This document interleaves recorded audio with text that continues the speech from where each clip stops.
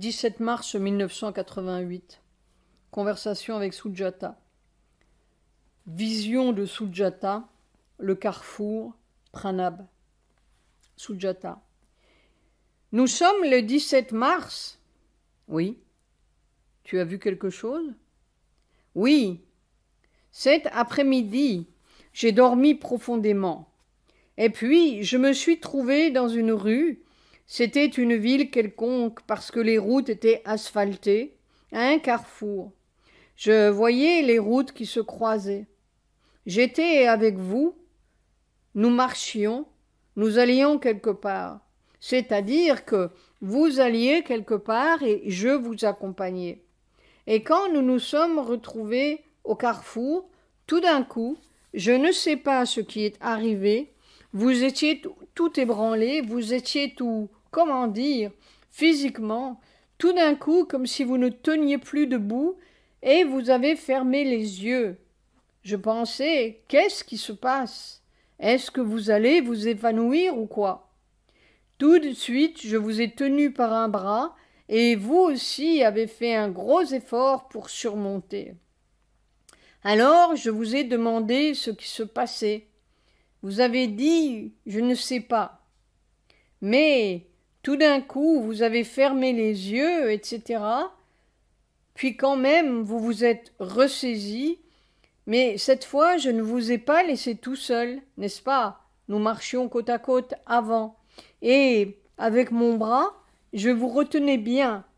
Puis nous avons fait encore quelques pas vers une maison. Cette fois, c'était vers la droite, devant. Ça te prenne. Passer le carrefour? Oui, oui, juste passer le carrefour. Et nous allions vers cette maison. Il y avait des maisons de tous les côtés, c'était des maisons.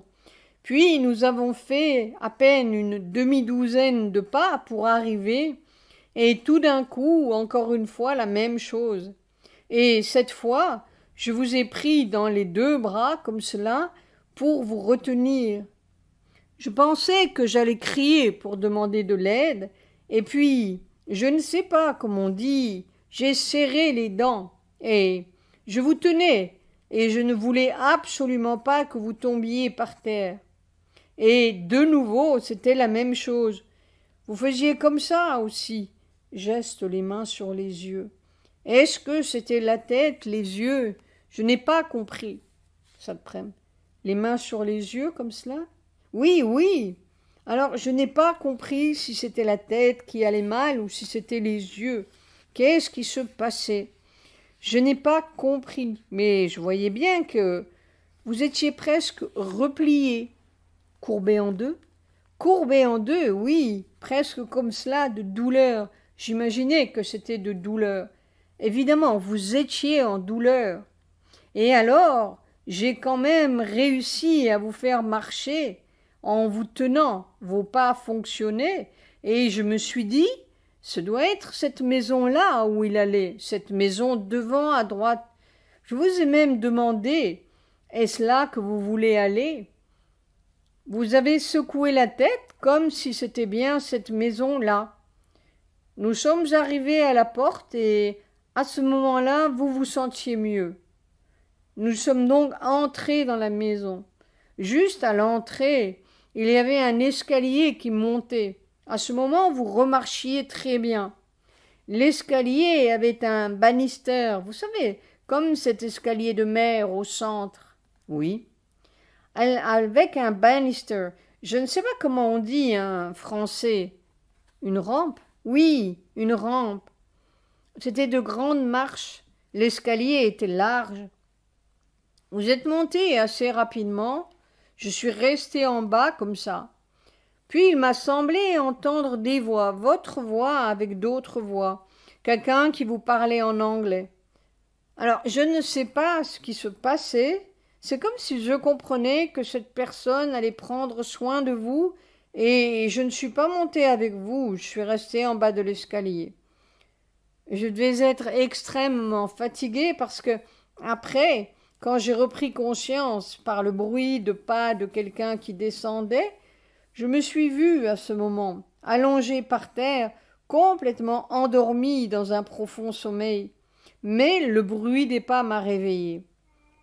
Eh bien, celui qui descendait, il descendait comme ça, il parlait gentiment, c'était Pranab.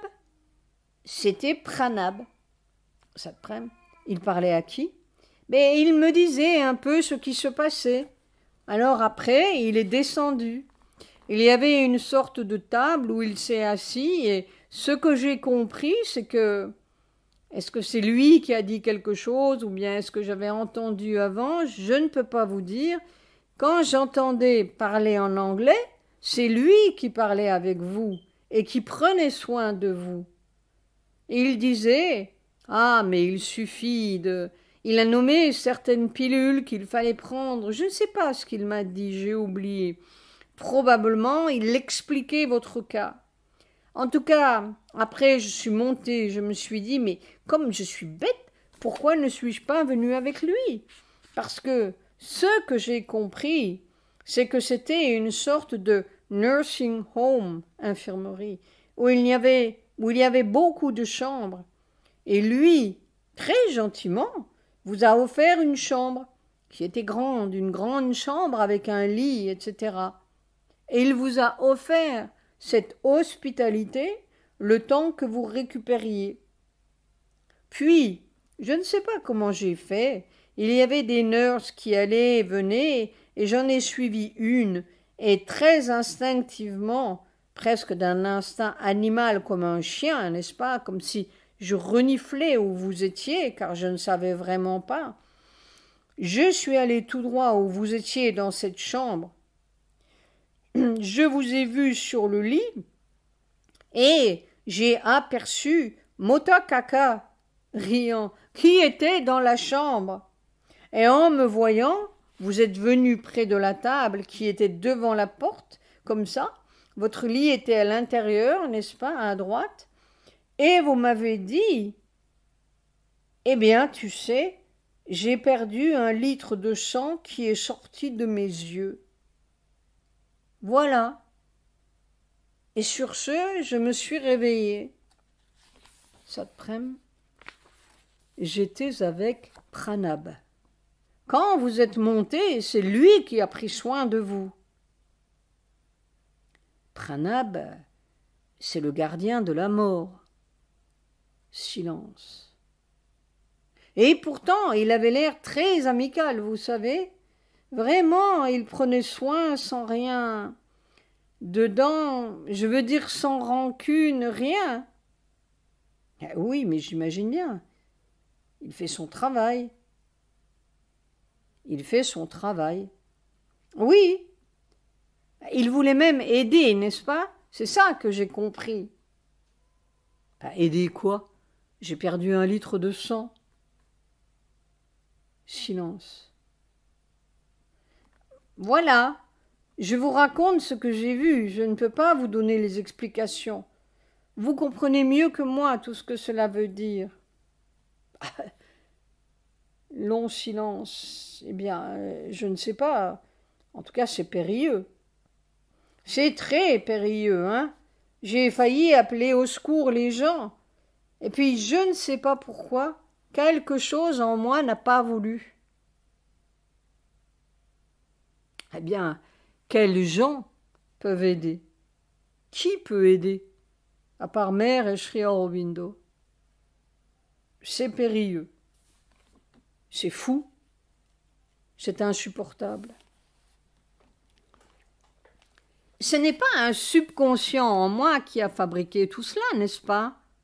Non, tu as vu quelque chose. Je suis écrasé.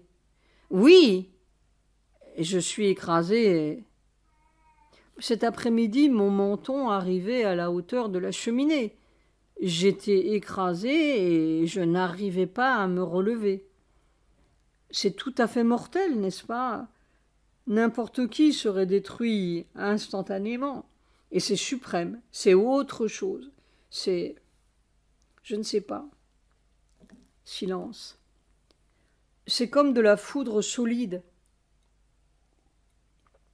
Je ne peux pas dire autre chose. On est écrasé, écrasé, écrasé, écrasé. Et comment on vit, je ne sais pas. Ce n'est plus la vie. Ce n'est plus la vie, mais on ne meurt pas.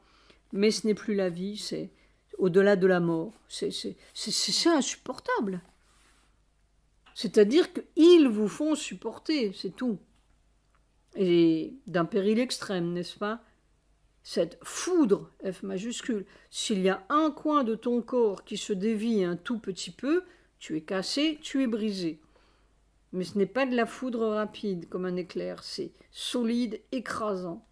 Je n'arrivais pas à me redresser. Je me suis dit, je vais tout casser si je me redresse. Je vais casser mon corps. J'avais le menton au niveau de la cheminée. Les bras, vous les mettez à côté de votre corps, comme cela.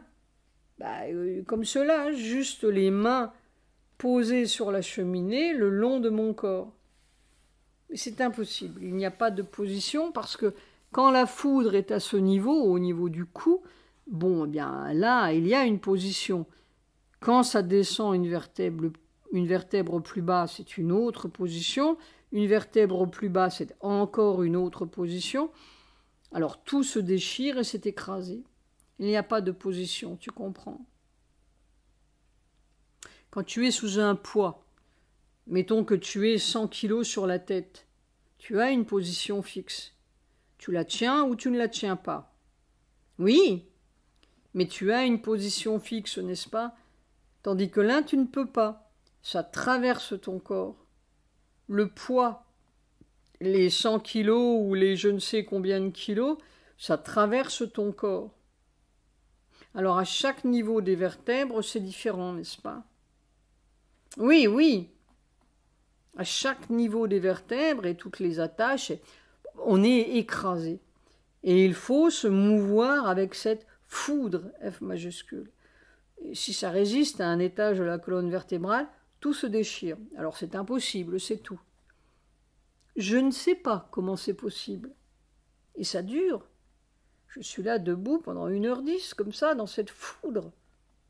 2 fois par jour, hein? Impossible. Écrasé. C'est plus qu'écrasé, on ne sait pas. Comment on n'est pas cassé, désintégré, je ne sais pas. C'est la mort.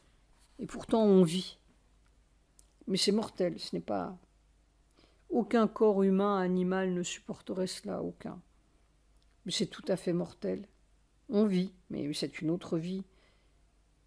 Mais une vie impossible, enfin elle n'existe pas encore. Elle n'existe pas encore et c'est en la vivant impossiblement qu'elle se crée, qu'elle se fait, qu'elle devient possible. Enfin, je n'en sais rien, enfin. C'est tout à fait impossible, c'est impossible. Et c'est de jour en jour plus impossible et du matin au soir encore plus impossible. Et pourtant on le supporte. Et c'est insupportable. Mais c'est périlleux, on ne sait pas. À n'importe quelle seconde, on peut s'écrabouiller et s'écraser par terre. Je n'arrivais pas à me redresser, je n'arrivais pas, c'était... Avec un effort de volonté, j'aurais pu, mais j'aurais tout cassé. Alors, c'est doucement, doucement que vous avez pu vous relever? Eh bien, oui, je ne sais pas. Je ne sais pas comment tout cela se fait, tu comprends? J'essaie de le subir. Et tu vois, à un moment, j'ai eu une douleur terrible là, dans le haut de la colonne vertébrale, et ça se ramifiait dans le bras. Eh bien, il fallait à tout prix ne pas se... Et tu comprends, quand on a une douleur, on se raidit. Eh bien, si je m'étais raidi, tout aurait cassé. Il ne faut pas qu'il y ait le moindre, la moindre... On ne peut pas résister. Si tu résistes, ça casse. C'est pour cela qu'il disait jusqu'au dernier atome. Et il n'entendait pas les choses psychologiques. Il entendait vraiment de la physique. Mais c'est mortel, quoi. On traverse la mort, on ne peut pas dire autre chose. Ce que les humains appellent la mort, parce que ce n'est pas vivable. Et pourtant on vit, donc c'est une autre vie. Mais c'est une vie impossible et pourtant on le vit. C'est-à-dire que on a les 2 pieds dans 2 mondes complètement différents. Eh bien, les 2 pieds, ils sont dans le même monde. ils sont dans ce monde physique, les deux pieds. Alors, je suis quelque chose qui est l'animal mortel, et à travers ce quelque chose qui est l'animal mortel, il passe autre chose qui est impossible pour ce corps animal, qui est impossible pour ce corps animal. Et par une grâce ou une puissance suprême, on le supporte. Et c'est insupportable. Ah, qu'est-ce que tu veux expliquer? Tout ça, c'est complètement... J'ai les deux pieds là, je suis debout, n'est-ce pas, à essayer seconde par seconde de ne pas casser. Je ne suis pas dans les rêves, hein. Et c'est terrible, on ne peut pas dire. Normalement, on est mort, on ne peut pas vivre ça. On ne peut pas vivre ça. Aucun humain ne pourrait vivre ça. Et pourtant, tu vois, je suis debout, précairement. Alors, que vient faire Pranab là-dedans? C'est le gardien de la mort. Eh bien, oui, mort M majuscule. Eh bien, oui, il veut me donner des pilules pour traverser la mort. Sujata riant. Pour guérir le mal aux yeux. Satprem soupire tout haut. Oh. Eh bien, je ne sais pas. Pourquoi les yeux? Évidemment, je suis totalement aveugle là-dedans. Je marche dans la nuit totale. Je suis dans... ça n'existe pas. Je suis dans quelque chose qui n'existe pas. Voilà. Oui. Et on peut dire que le pas que je fais fait que ça existe. C'est tout. Oui. Mais ça n'existe pas. On va dans le rien du tout. On va dans quelque chose qui n'existe pas. Et si tu arrives à faire un pas dans ce n'existe pas, il existe. Voilà tout. Silence. Alors on est complètement aveugle. C'est plus qu'aveugle, c'est une nuit totale. On ne sait rien, on ne voit rien. On essaie de vivre. On essaie de vivre le pas, la seconde plutôt. Mais pourtant, l'autre jour, vous m'avez dit que vous reconnaissiez les pas de Sri Aurobindo et de Mère. Eh bien, je reconnais leur impossible douleur. Oh, voilà, oh, c'est ça que je reconnais. Silence. Et c'est ça que vous vouliez dire l'autre jour, quand vous parliez de Mère en 73? Oui, c'était insupportable. Et encore, moi j'ai une colonne vertébrale qui est droite, à peu près, pas tout à fait. Et puis je n'ai pas tout ce poison, je n'ai pas de pranab près de moi, justement pour me soigner, entre guillemets. Long silence. Ça continue à vous faire très mal? Oh, eh bien, j'ai mal, bien sûr, quoi. Mais ce qui est... Je n'arrive jamais... Tous les jours, je suis devant la même incompréhension. Je me dis, mais comment est-ce possible? Parce que c'est chaque jour, du matin au soir. Plus. Ce n'est pas possible. C'est plus écrasant, plus foudroyant. Chaque jour, c'est plus impossible. Tu comprends? Mais moi, je ne comprends pas. J'essaie de le vivre et je le survis, puisque je suis là. Mais c'est incompréhensible comment je vis. Comment je vis ça? Ce n'est pas compréhensible. C'est évidemment une grâce suprême qui fait qu'on le supporte. Mais la grâce, elle passe à travers des vertèbres, des muscles, des tendons et toutes sortes de trucs qui déchirent et qui écrasent et qui... Ce n'est pas fait pour des vertèbres. C'est fait pour aucun animal. Silence. On allait à un carrefour. Et c'est là où j'ai pris conscience qu'on marchait. Nous arrivions à un carrefour. Oh, je ne sais pas, on sent. Ça ne peut pas durer comme ça ne peut pas durer indéfiniment. Mais je ne sais pas si je me suis bien exprimée. Quand vous aviez eu la première fois des vertiges ou je ne sais pas quoi, vos pas se tournaient un peu vers la gauche et à ce moment, vous avez commencé à faire comme ça, comme si vous ne saviez pas de quel côté. Passer les mains sur les yeux, oui, comme si vous ne saviez pas où il faut aller ou quoi. Je n'ai pas compris. Ah, eh bien, je ne sais pas où il faut aller. Et pourtant, j'ai eu l'impression que ce n'était pas votre direction avant, comme si vous aviez changé de direction. Et puis j'ai compris que... Comme si j'allais prendre une autre direction. Oui, oui, gauche, vers la gauche. Et puis, vous étiez très, comment dire, branlant. Oui, chancelant. Chancelant, oui. Et c'est à ce moment que vous faisiez comme ça et vos pieds allaient presque vers la gauche, côté gauche.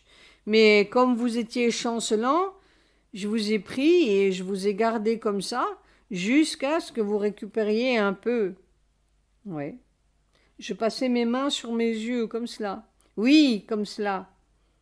Oui, mais je ne vois rien. Je suis dans une nuit écrasante. Oui. Et pourquoi est-ce que je suis allée chez Pranab? Je ne sais absolument pas, mon doux. Est-ce que c'était... Je ne sais pas, comme vous venez de parler de... Il donnait des pilules amères, hein, pour la guérir, et c'est la même chose.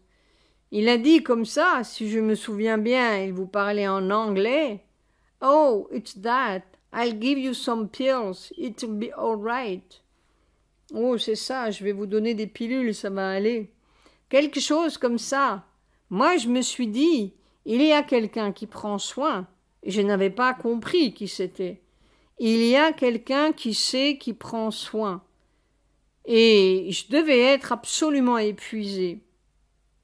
Ah, eh bien, tu as pris toute ma fatigue ou ma douleur ou ma... Et voilà.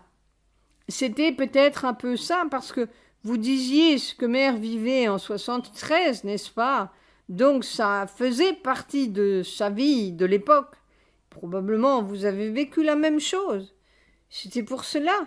Point d'exclamation, point d'interrogation. Qu'est-ce que tu veux dire, vous avez vécu la même chose? Ce que mère vivait en 73, n'est-ce pas? Oui. Que je vis maintenant? Oui. Très récemment, il y a quelques jours, vous m'avez dit ça. Oui. Et alors, mère vivait avec ses pilules, avec Pranab, n'est-ce pas? Et peut-être c'est la même chose que vous viviez. Parce que vous vous demandiez à l'instant pourquoi vous êtes allé vous faire soigner par Pranab. Mais c'était peut-être ça, une identification avec mère. Je ne sais pas. Je ne sais pas, non? En tout cas, cet homme n'est pas du tout dans ma conscience. Mais il y a certainement un gardien de la mort qui est là, et puis qui ne vous rate pas une seconde. Si vous fléchissez, il ne vous rate pas.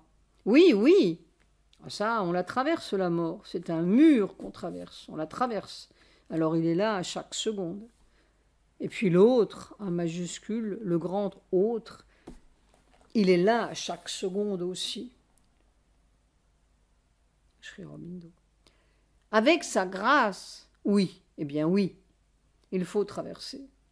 Mais le grand autre, c'est de la foudre pure, de la foudre écrasante. Ça écrase la mort. Seulement, tu es toi-même ton body, il est constitué par la mort. Alors, tu comprends? Tout ton corps est constitué, fait dans chaque atome par la mort. Depuis des milliards d'années, c'est la mort qui a bâti tous ces bodies, et le mien y compris. Alors, elle est là complètement, elle garde. Chaque atome, là-dedans, garde la mort. Alors c'est ça qu'il faut traverser, c'est ça qui est écrabouillé par l'autre, le grand autre. Mais c'est écrabouillé, et pas abstraitement, c'est écrabouillé dans ton propre corps.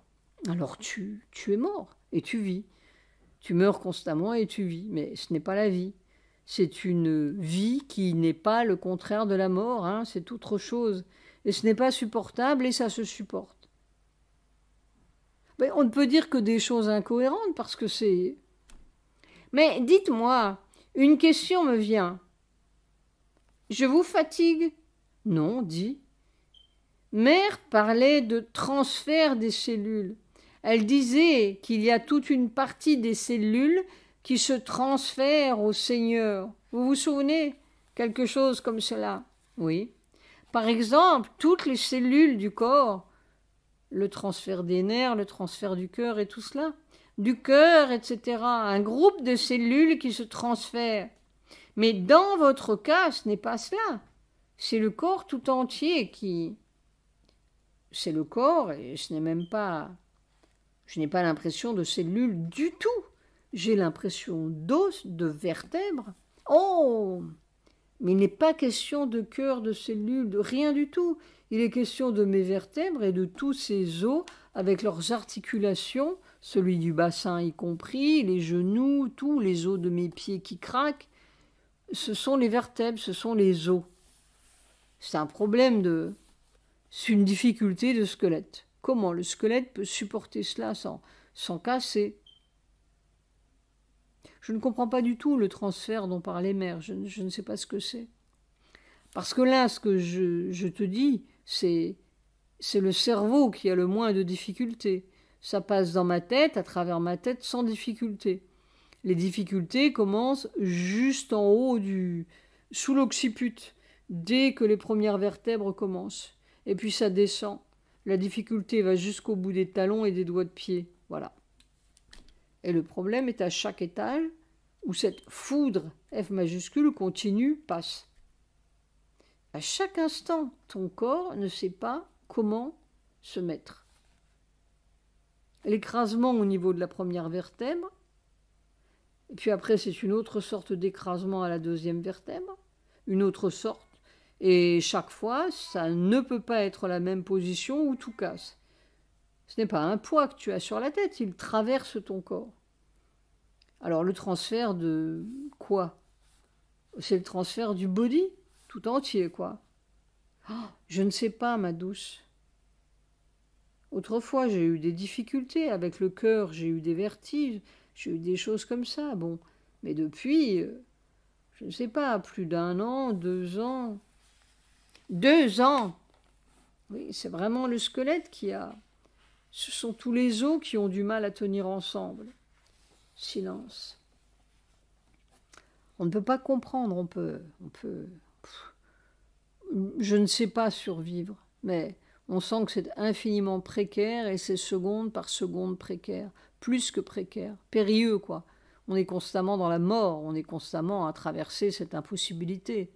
Alors, quand c'est une impossibilité dans le cœur ou les poumons, évidemment ma respiration est très écrasée, j'ai beaucoup de mal à respirer. Mais mon corps et mon cœur et mes organes ne me donnent pas de difficulté. La difficulté, c'est que cette foudre solide traverse mon corps, ce corps. Oui, c'est-à-dire que le cœur, par exemple, ne vous donne pas la difficulté sur le moment. Mais qu'est-ce qui arrive? Non, ce qui arrive après, c'est que je suis épuisée. Et c'est à ce moment que... Et quand j'ai passé 1h10, là, debout, comme cela, eh bien, je suis épuisée pendant des heures, quoi. Et après, le cœur danse, riant. Eh, quelquefois. Mais enfin, ça ne me dérange pas. J'ai mal dans mon dos, surtout. Oui, mon doux. Silence.